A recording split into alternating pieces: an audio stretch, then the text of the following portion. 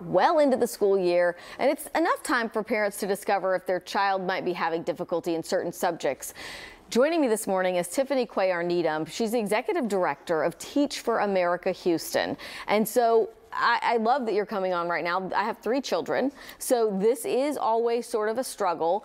How we get our kids into good study habits. And I ask this too because a lot of teachers believe are going towards the no homework route. And then all of a sudden you get to a certain grade where there is homework and the kids are like, I don't know how to manage this, or they have never had to manage their time. How do we start? How do you set up those good habits? So I think first and foremost you have to think about what your family values and cares about in terms of education and how you want to spend time. So even when my kids don't have homework, we read every day. As a family, we read every day. But there are 3 things that no matter what the things that your family cares about and values in education, I think family should do, and we do in our house. So the first is the right place. Every kid has a different place that makes them feel energized about education and then also focused. So for my daughter, it's sitting at the kitchen table because she likes the sunlight and the windows, and that gives her the energy she needs to focus. Meanwhile, my son would rather sit at his desk in his room in a quiet space with no distractions because he gets distracted easily. And so finding the right place for your child or for yourself to really focus but also have the energy you need to take in information is really important. The next thing is the right time. So we all only have so much attention, and so we need to make sure that we use timers to help us establish good routines. You don't want to do more than 10 or 15 minutes of kind of intense work before you take a break, get up and walk around, etc.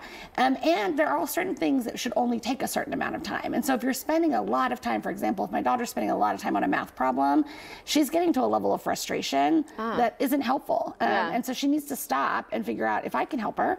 And sometimes I can't.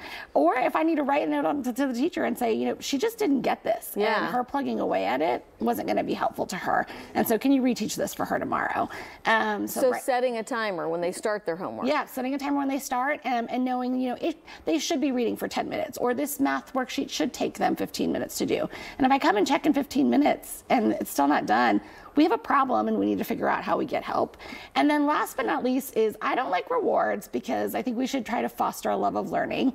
And yet, especially with young children, we like to use the when-then method, which is when you're finished with your reading or when you're finished with your homework, then we can play, play outside. Then we can go hit the baseball. Then we can get on the video games if that's okay in your house.